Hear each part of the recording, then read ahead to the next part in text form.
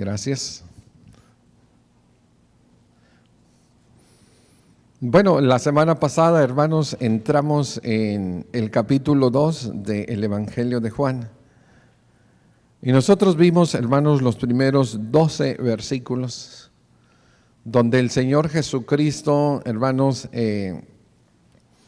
pues hace su primer milagro. Se le conoce como el milagro del agua transformada en vino. Y nosotros decimos que allí es el inicio del ministerio de Jesús. Allí también, hermanos, el Señor Jesús muestra su poder públicamente. Y el propósito, bueno, dijimos lo que nos dice la palabra. Este es el principio de las señales que Jesús hizo en Caná de Galilea y manifestó su gloria y sus discípulos creyeron en él. Este es el propósito, hermano. Después de esto, Juan pone lo que se le conoce, hermanos, como la purificación del templo. Estamos hablando del templo del Antiguo Testamento, un templo que existía en Jerusalén, un templo, hermanos, que fue reconstruido por un rey llamado Herodes, y que cuando llegó el Señor Jesucristo todavía estaba en construcción. Bueno, hermanos, el Señor llega a este templo y Juan lo pone, hermanos, al inicio de su ministerio porque él está teniendo un propósito. Y el propósito, hermanos, siempre es el mismo. Va a hacer señales, va a hacer milagros para que la gente crea que él es el Mesías, el Hijo de Dios. Entonces, ahí tenemos nosotros la purificación del templo en la segundo capítulo de Juan, y los demás evangelistas lo ponen al final de su ministerio, que eso es, hermano, lo que sucedió cronológicamente, pero Juan no lo pone cronológicamente. Recuerden que él escogió todo aquello que ilustraba más lo que Jesús es, y no tanto lo que él hizo. De los versículos 12 al 25, que se termina este capítulo, pues tenemos, hermanos, 3 acontecimientos que están juntos, pero son 3 ideas diferentes. La primera, del 13 al 17, es que el Señor Jesucristo entra al templo. Y bueno, hermanos, volca mesas, corre animales, por eso se le llama la purificación del templo. Y él hace una expresión, hermano, Juan dice: el celo de tu casa me consume. Hoy vamos a hablar de esta palabra celo. También, hermanos, ahí en el templo, pues los fariseos, los encargados, los herodianos y todos los encargados del templo le dicen: ¿qué señal tú haces para que creamos en ti? Bueno, y el Señor Jesucristo le dice: destruir este templo y en 3 días lo reedificaré. Es una metáfora, hermano, que él está hablando de su cuerpo, de su vida, pero ellos lo entienden mal, literalmente. Y le hacen algunos debates, hermano, allí. Y luego, al final, él hace unas sanidades, más sanidades públicas. Y termina, hermanos, que el Señor no se fiaba de ellos porque los conocía a todos. Vamos entonces a empezar con lo primero. El celo de tu casa me consume.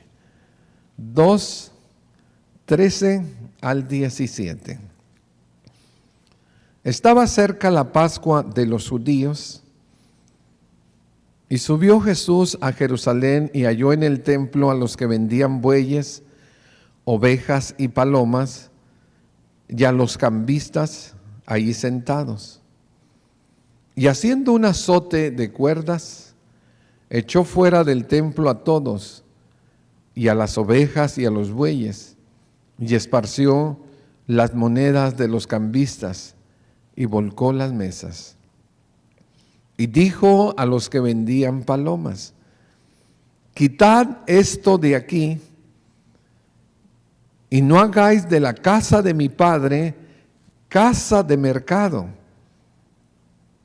Entonces se acordaron sus discípulos que está escrito: el celo de tu casa me consume. Dios bendiga su palabra. Bueno, hermanos, vamos nosotros a tratar de entender esta palabra y buscar, hermanos, sus definiciones, especialmente en el Nuevo Testamento, donde surge este acontecimiento, aunque esta palabra también aparece, hermano, en el Antiguo Testamento muy repetidamente, y tenemos muchos ejemplos de personas, especialmente los profetas, los hombres de Dios, que tuvieron celo, hermano, por las cosas santas. Y lo primero que vamos a ver es la definición. La definición, hermanos, de celo en el griego viene de la raíz, hermano, de estar caliente o de entrar en ebullición. Cuando nosotros ponemos, hermano, una olla de agua en la estufa y le ponemos, hermano, la temperatura media o alta, pues va a llegar un tiempo, hermanos, de que la agua va a empezar a evaporar y va a empezar a hervir, y eso es la ebullición. Es el momento donde el agua, hermano, empieza a perder su esencia y se vuelve gaseosa, de líquida, empieza a embullirse, o sea, a evaporarse.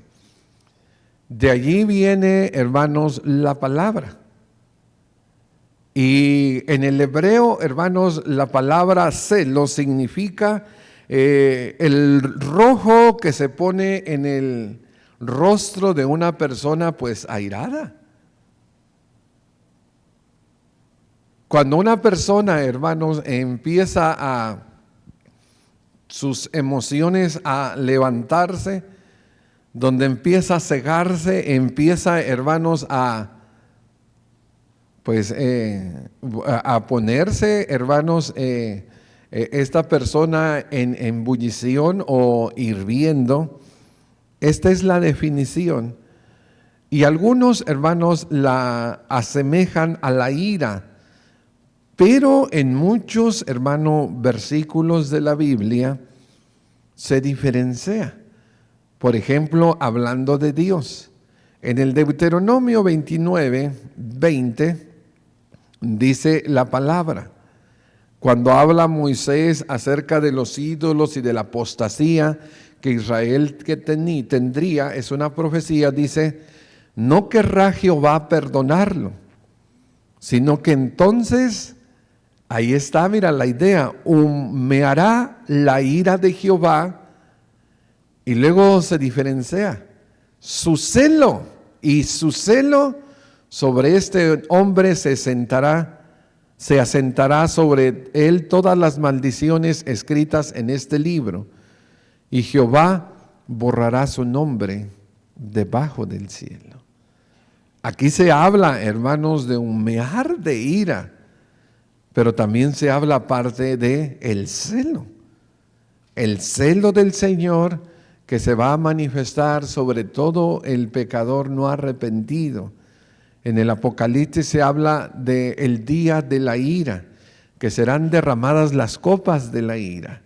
Entonces aquí lo vemos, la ira del Señor, y también vemos el celo del Señor. Y hay otro, hermano, versículo, hay muchos, pero bastan estos dos para entender que es semejante, hermano, a la ira, pero se le diferencia. Dice, ni su plata ni su oro podrán librarles en el día de la ira de Jehová, pues toda la tierra será consumida con el fuego de su celo. ¿Te das cuenta? Allá dijo que humeaba y como una olla hirviendo, ¿verdad? Y ahora aquí habla del fuego, hermano. como el fuego de su celo, porque Él exterminará repentinamente a todos los habitantes de la tierra. Son juicios, hermanos, son demostraciones de la ira, pero también del celo de Dios.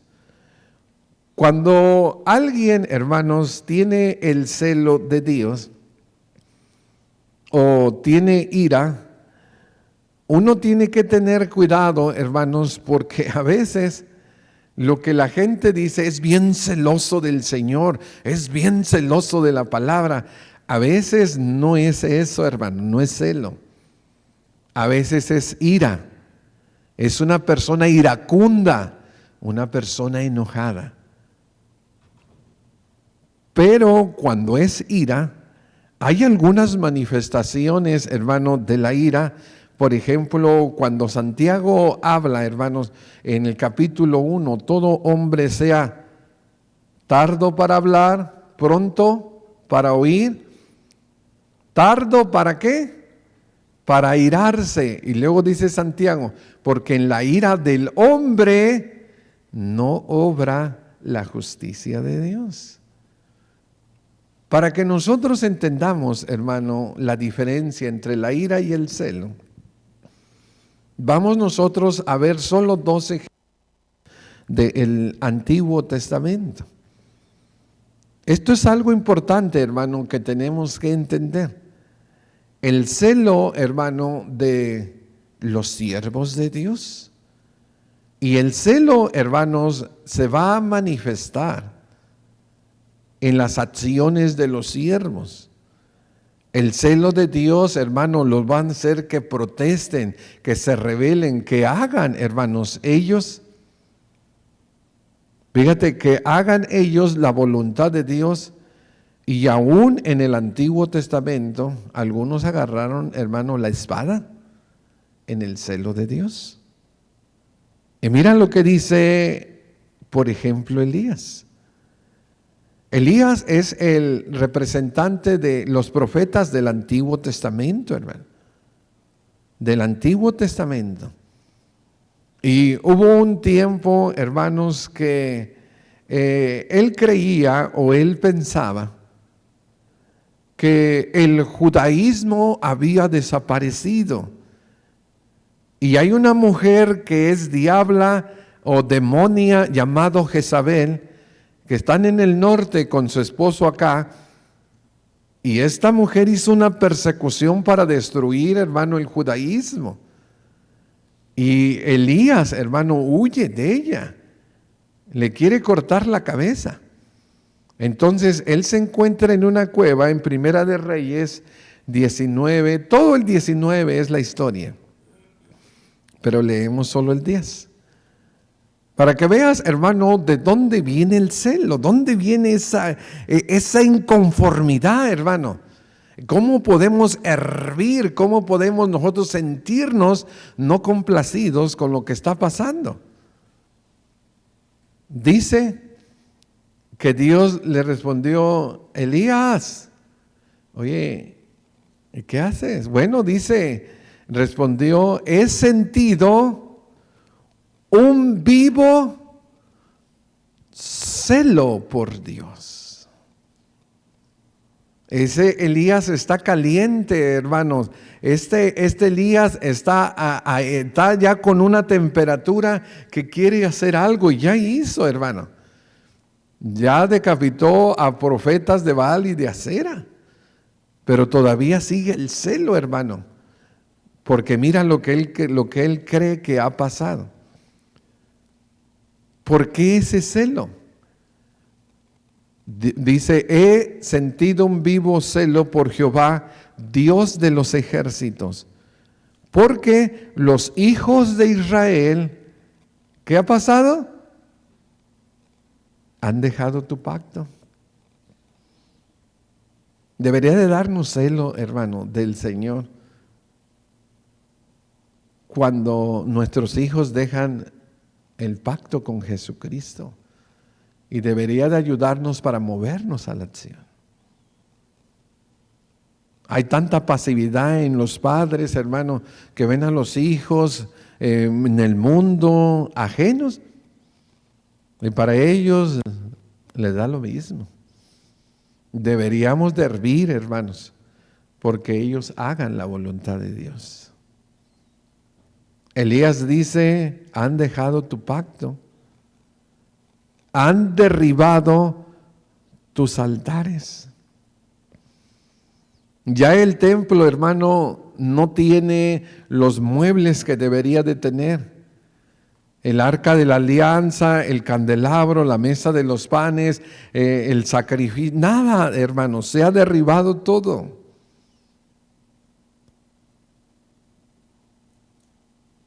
Pero también, hermano, dice, han matado a espada a tus profetas. Si había alguien, hermanos, más sagrado y más cercano a Dios, eran los profetas.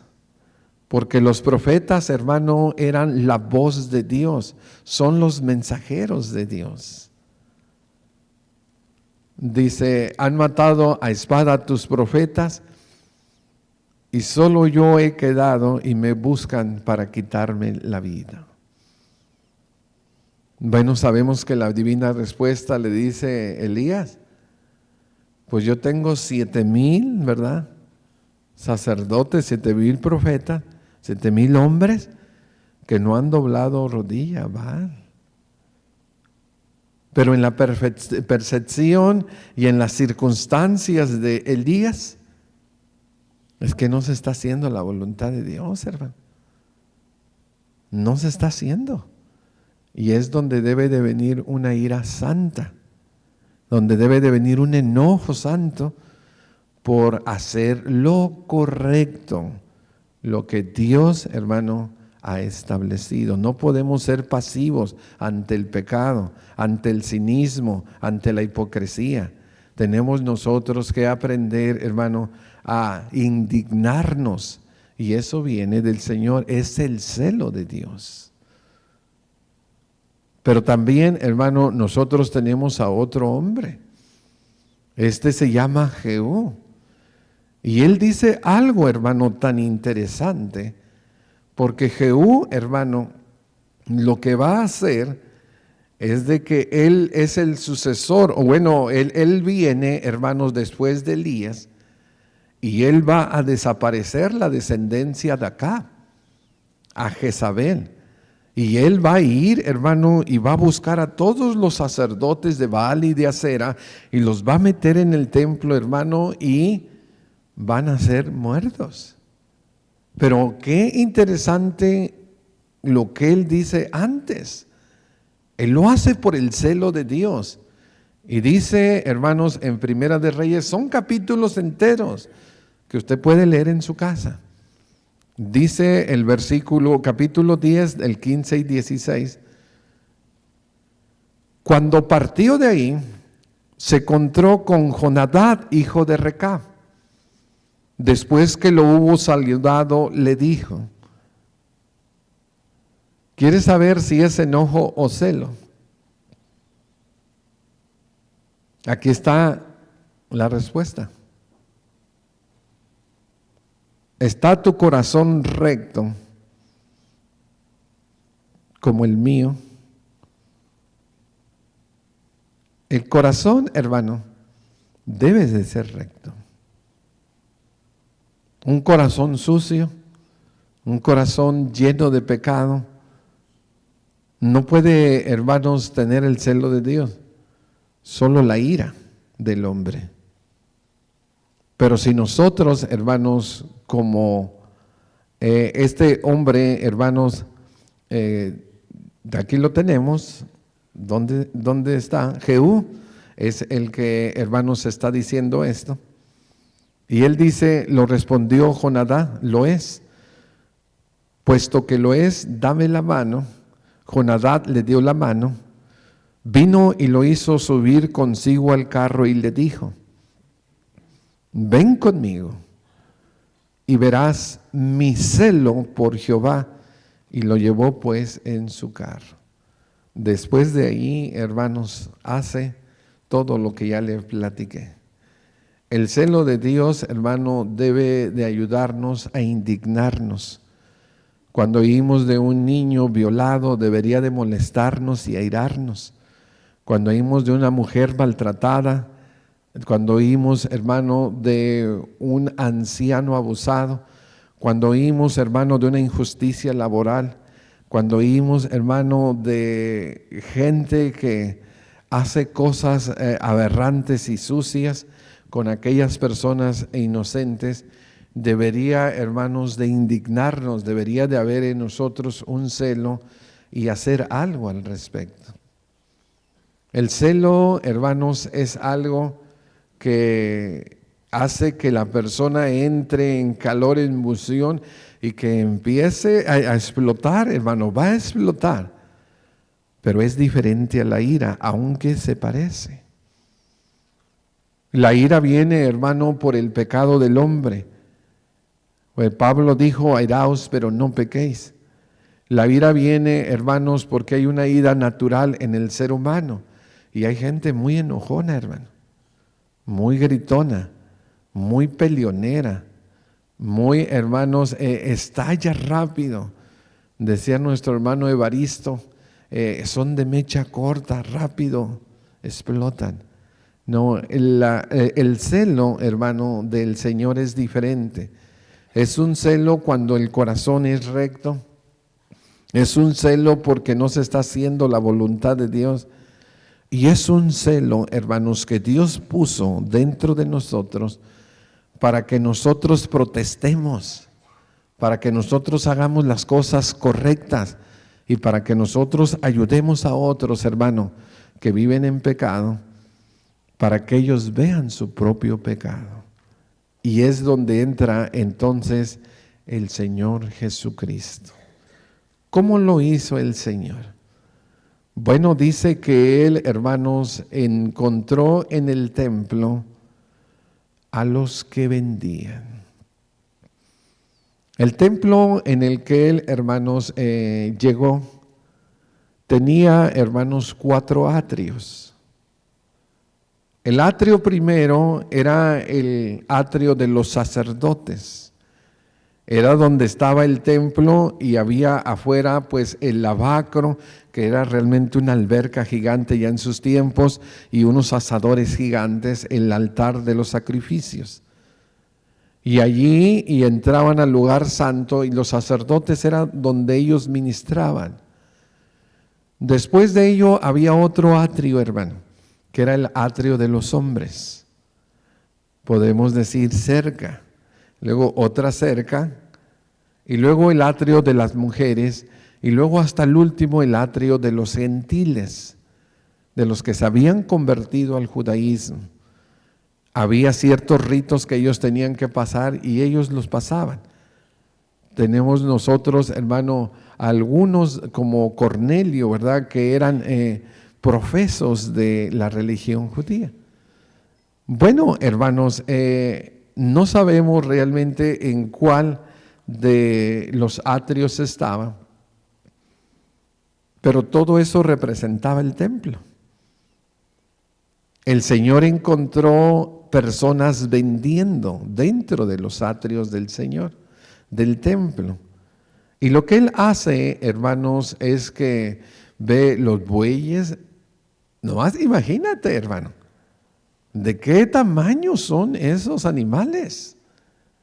Las ovejas, Él ve las palomas. Y también, hermano, allá hay personas que están en la transición de monedas, porque los ancianos habían dicho que se tenía que solo ofrendar con moneda local. Y en la transacción, hermano, pues eran unos cambios pues muy absurdos, y según los comentaristas, eran unos ladrones, hermano. Yo recuerdo cuando estábamos en Matamoros, que nosotros llevábamos, hermano, el dólar, y el dólar, pensemos, en aquel tiempo estaba a 10, en la tienda te lo feriaban a 6. Pero si tú lo llevabas en monedas, no, en monedas vale a 3. No, monedas, ¿quién quiere monedas? O sea, era exagerado, hermano, era un robo terrible en el templo. Algo que nosotros podemos ver, hermano, es que Jesucristo sabe para qué es el templo. Y Él ve, hermanos, que el templo sí se está usando para adorar y traer los sacrificios, pero ahora ya le han añadido, hermano, allí, pues el comercio. Muy común, ¿verdad?, en nuestras iglesias modernas. Deberían de sentarse, hermanos, y analizar estos textos, porque el Señor empieza a ver, hermano, a los cambistas, a las palomas, los animales, y con el celo de Dios. Nunca es arrebatamiento, hermano. Nunca es ira descontrolada. No. Él empieza a hacer ¿qué empieza a hacer, hermano? Un azote de cuerdas. ¿Cuánto le tardaría el Señor, hermano? Oye, ¿tienes una cuerda aquí? Sí. Bueno, pues déjame empezar a trenzarla. Vamos a ver aquí. Y el Señor viendo todo eso, los animales maullando, toda la gente vendiendo, gritando. Bueno, los términos que se usan, hermano, es mercado. Ya sabes, cuando vas al mercado todos hablan, nada se entiende, y yo doy tanto y negociando y etcétera. Bueno, hermano, el Señor empieza en su celo a mirar que no se está haciendo la voluntad de Dios.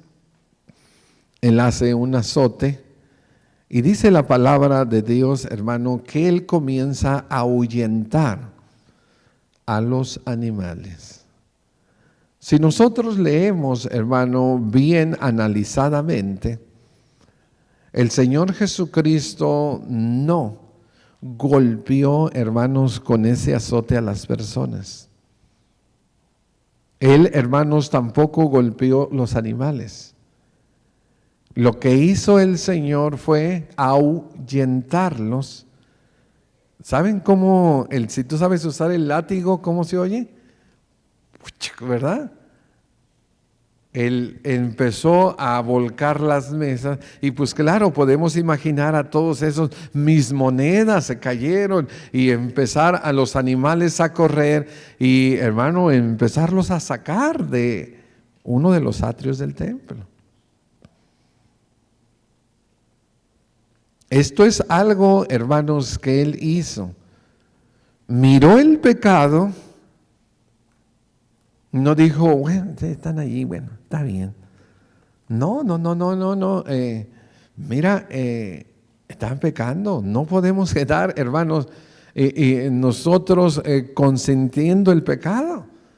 Tenemos nosotros, por el celo de Dios, que se haga la voluntad de Dios. El Señor Jesucristo ve un comercio en el templo. Hoy en las iglesias se vende todo, hermano. Desde pañuelos ungidos, comida, dijes, libros, tanta cosa, hermano. Realmente hay iglesias hasta que en la parte de arriba adoran y en la parte de abajo tienen un mall, hermano, donde usted puede comprar todo lo que quiera. ¿Para qué va a gastar el dinero afuera? Déjelo aquí. El comercio, hermano, hoy es muy lucrativo en las iglesias y mucha gente ha caído piedra de tropiezo por el comercio. El Señor, hermanos, hizo el azote, los corrió y los enseñó. Eso es algo, hermanos, que nosotros podemos ver en lo que es el Señor Jesucristo. A veces uno no puede entender que una persona airada o una persona caliente con temperamento y pues voz y rostro tuvo que haber cambiado todo allí, no es compatible con el manso y humilde de corazón, no es compatible con el que enseña la palabra, pero lo es, hermano, porque el Señor Jesucristo, después de hacer esto, ¿qué hizo? Abrió las Escrituras y dijo: escrito está, mi casa de oración será llamada, mas ustedes la han hecho en una cueva, ¿de qué? de ladrones, hermano. Nuestros propósitos del ser iglesia, hermano, y los lugares donde nosotros nos reunimos, deberían de ser eso, hermano. El nosotros venir a adorar, y debería de ser lugares de oración, lugares de alabanza, lugares de ministrar la palabra, lugares, hermano, donde venimos a ofrendarnos, donde venimos todos, hermano, a entregar nuestras vidas al Señor. Mira el pecado, hermano, y Él, pues, los corre. Pero me gusta, hermanos, todavía más lo que nos dice Marcos de este mismo acontecimiento, que no nos lo dice Juan. Pero Marcos sí lo dice en 11, 15 y 16. Vinieron pues a Jerusalén, entrando Jesús en el templo, comenzó a echar fuera a los que vendían y compraban en el templo. Volcó las mesas de los cambistas y las sillas de los que vendían las palomas. Y mira lo que dice aquí, hermano. Y no consentía que nadie atravesase el templo llevando utensilio alguno. El Señor se quedó, hermanos, después de echar fuera a todos con todo y chivas. Si vas a entrar, muestra tu arrepentimiento. Estás quebrantando el mandamiento y vas a entrar tú solo. No vas a entrar otra vez con tus mesas y tus sillas y tu vendimia. ¿Cuánto tiempo estaría allí, hermano? Pues no sé. Pero el Señor, hermanos, Él muestra su celo, su indignación. Él, hermano, con toda la calma prepara su azote y dice, es el tiempo de que se cumpla la palabra de Dios. Es el tiempo, hermano, de que nosotros enfrentemos este pecado y hay que sacarlos a todos. Fuera con todo y chivas. ¿Saben que Nehemías hizo lo mismo con Sanbalat? También. Pero Nehemías, hermano, fue al extremo de golpearlos y de arrancarle las greñas. El Señor Jesucristo no hizo eso. Él solamente los ahuyenta y Él los corre del templo, que sabemos que era la casa de Dios, que Él es Dios. Entonces, aquí tenemos el primer episodio, hermanos, el primer episodio de algo que es importante para la iglesia. El celo debe de diferenciarse de la ira, hermano. La ira viene de la naturaleza humana, de las emociones, y Santiago le dice la ira del hombre. La ira del hombre. Pero acá es el celo del Señor, es diferente. El celo del Señor, hermano, es cuando nosotros vemos que en esa casa cristiana, hermanos, están trayendo cerveza, están drogando en los cuartos, están haciendo fiesta allí en la yarda. Debemos de indignarnos por eso. Eso no es un hogar cristiano. Eso no es la voluntad de Dios. Nosotros representamos a la comunidad cristiana y los vecinos y todo deben de saber que nosotros somos fieles al Señor. Y si llegamos nosotros a ver una situación ahí, debemos de indignarnos, pero con un espíritu de Cristo, hermano. No podemos llegar con el espíritu de Nehemías, ese es del Antiguo Testamento. El espíritu de Cristo es manso y humilde. Aquí es un hogar cristiano y aquí se hace la voluntad de Dios. Y si no quiere, la puerta está. El Señor los echó afuera. Hay matrimonios, hermano, que viven, hermanos, despedazándose, humillándose, maltratándose. Y debe de llegar alguien, hermanos, al celo del Señor para empezar a vivir conforme a su voluntad. Hay personas, hermanos, que viven maldiciendo y robando en los trabajos. Y el celo del Señor debe de ayudar para que todo, hermanos, lo que decimos que somos, debemos de ir en esa dirección. Debemos de buscar la sinceridad y la integridad. Ya se había perdido el propósito del templo, hermano. Ya se perdió. Pero Jesús lo rescató. Y aunque Él purifica este templo,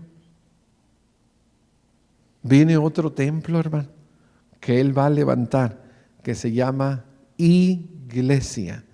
Y lo vamos a ver la próxima semana. Por esta mañana solamente quiero decirles que el celo podría, hermanos, parecerse a una ira santa, a un enojo santo, y que la ira o el enojo, más bien el celo del Señor, lo va a llevar en el Evangelio de Juan. Por eso Él lo pone aquí, hermano, porque lo va a llevar a que lo crucifiquen. Le van a preguntar, ¿qué autoridad es esto? Y el Señor les va a decir, del templo, pero del templo de su cuerpo, que veremos la próxima semana. Hermanos, Dios me los bendiga y gracias por su atención.